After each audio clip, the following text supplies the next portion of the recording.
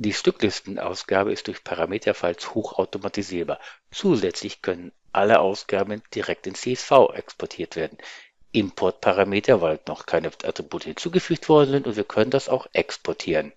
Importieren wir ein Format in XML, dann haben wir okay, Manufacturer Partnummer soll mit ausgegeben werden.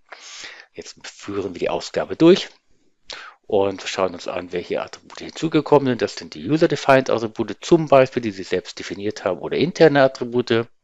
Wir können direkt sagen Save As und dann wird es in CSV abgespeichert, also direkt in Excel öffnbar, sodass wir es direkt verwenden können. So wie es halt im Schaltplan ist es auch selbstverständlich im Layout. Ganz genau gleich. Auch hier Import und Export. Wir importieren das Format wieder, diesmal das PCB-Format. Wir erzeugen die Ausgabe.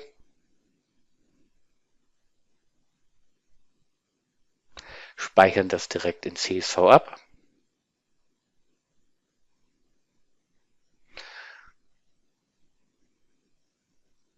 Öffnen das Excel und hier sind die Inhalte so, wie wir das uns vorgestellt haben, vom Parameterfile her.